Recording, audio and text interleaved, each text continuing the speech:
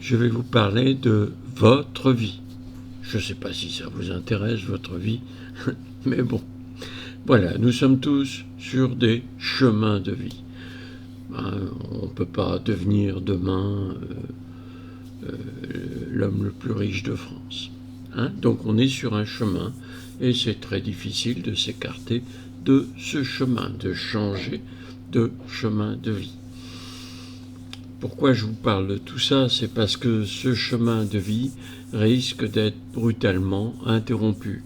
Alors, on ne sait pas tout de suite au cancer ou à toutes ces bêtises-là, bêtises qui font souffrir beaucoup de gens. Non. Je vous parle de quelque chose de bien plus profond. Nous sommes tous dépendants de cette civilisation.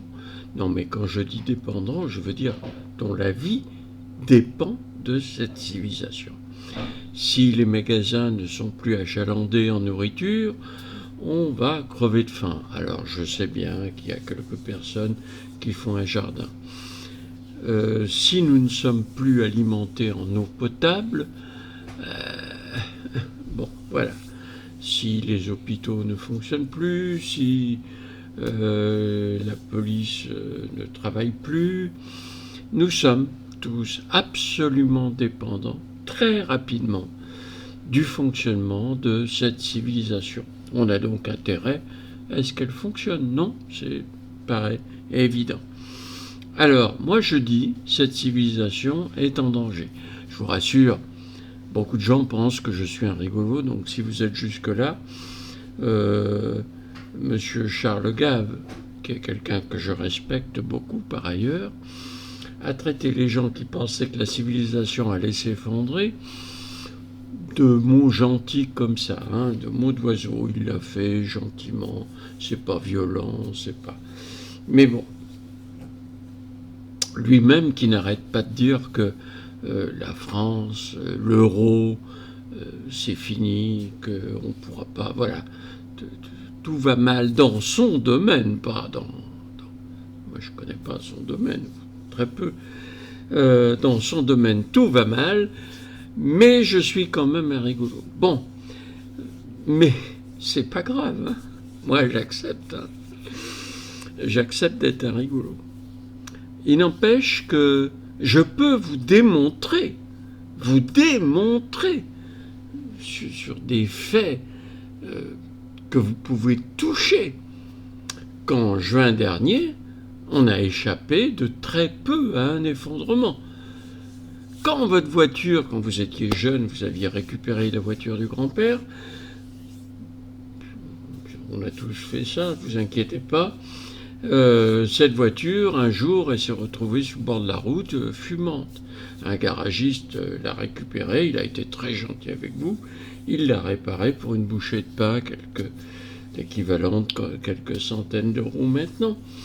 Et il y a eu une deuxième panne qui a provoqué le même résultat. Et un jour, vous avez abandonné votre voiture. Ouais, elle était plus bonne à rien. La civilisation, c'est un peu la même chose. Et à force de l'utiliser, elle s'use. Alors, il y a plein de raisons, il y a plein de phénomènes pour qu'une civilisation s'écroule. Il y a un vieillissement, une perte de performance que l'on sent très bien en France, mais dans tous les autres pays européens aussi. Alors il paraît que l'Espagne, ça progresse, etc. Sûrement. L'Allemagne, qui était le phare de l'Europe, est maintenant en grande difficulté, comme nous d'ailleurs. Bon, voilà. Donc, cette civilisation dont nous sommes dépendants pour vivre risque de mourir. Et nous avec. Sauf si on s'est préparé. Sauf si on a prévu le coup et qu'on s'est organisé. C'est tout à fait possible. C'est à votre portée. Faut pas traîner, parce que moi je parle au nom de quelque chose qui s'appelle les fermes de la vie. Qu'est-ce que c'est que cette chose? C'est de la connaissance. j'ai mis 20 ans à développer ça depuis novembre 2003. Faites le calcul. J'ai été arrêté pendant 1 an et demi à cause d'un problème de grippe spécial. Et donc, il y a une solution. Cette solution, donc, c'est de la connaissance.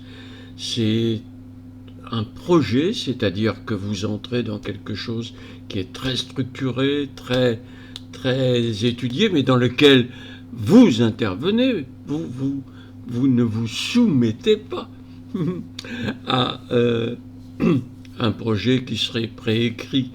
Comment voulez-vous qu'un individu comprenne la vie, toute la vie? C'est impossible.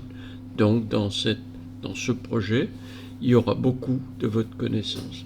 Tellement que j'ai râlé quand une de mes amies m'a dit « Tu sais, tu devrais traduire cet outil qui est à la fois un gestionnaire de connaissances et un gestionnaire de projets, et un gestionnaire d'humains, en plus de projets.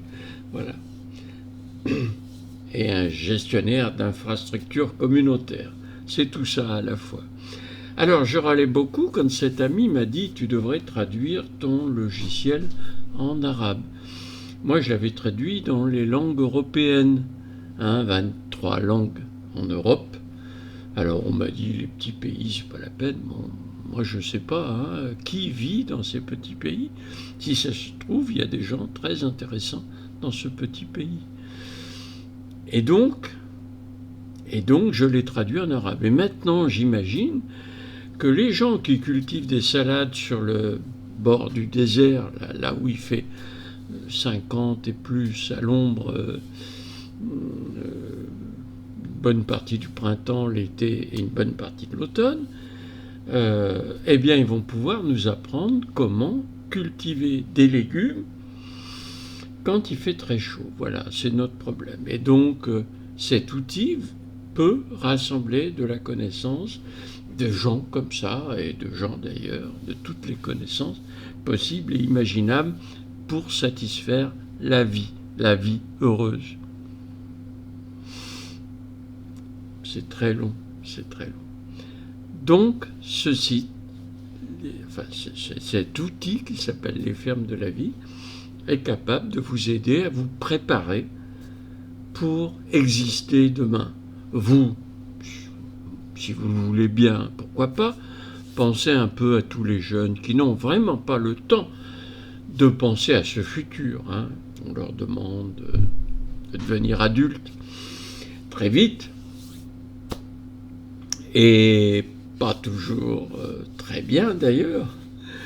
Et bon, si vous pouviez faire un effort pour créer ces structures, pour agir un peu, c'est un chemin de vie qui ne s'éloigne pas du vôtre, qui jouxte le vôtre. Voilà, c'est-à-dire que vous n'abandonnez pas votre vie d'aujourd'hui, vous allez en plus, alors je sais bien que vous n'avez pas le temps de tout ça, ok, vous n'avez pas le temps, le but il est connu, et donc ceux qui veulent trouveront le temps, on regardera un peu moins la télé, etc., etc. Voilà.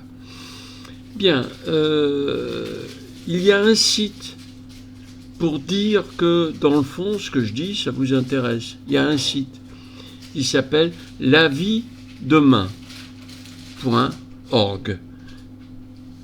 Je ne vais pas l'épeler quand même. .org.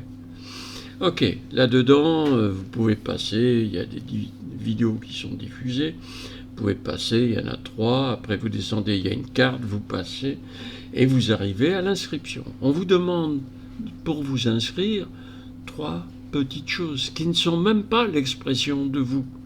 On vous demande votre prénom parce qu'on va vous écrire poliment. On vous demande votre adresse mail pour vous écrire. Et on vous demande votre code postal. Ça, c'est parce qu'on aime bien savoir où sont les gens qui s'intéressent à nous. Voilà, on ne vous connaît pas. On ne vous demandera jamais un centime. Jamais.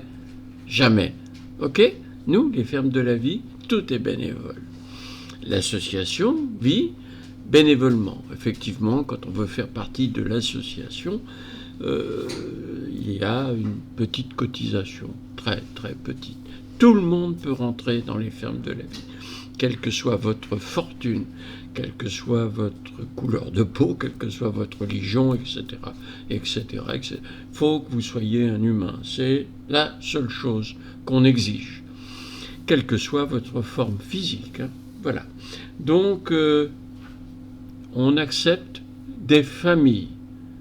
Mais si vous êtes tout seul, enfin, quand on dit ça, c'est parce qu'on ne veut pas que vous abandonniez votre vieille mère dans un EHPAD.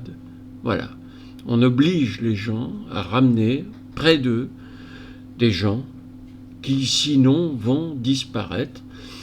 Et avoir sur la conscience la disparition d'un proche, c'est pas un plus pour ce futur qui va être un peu difficile malgré tout. Hein.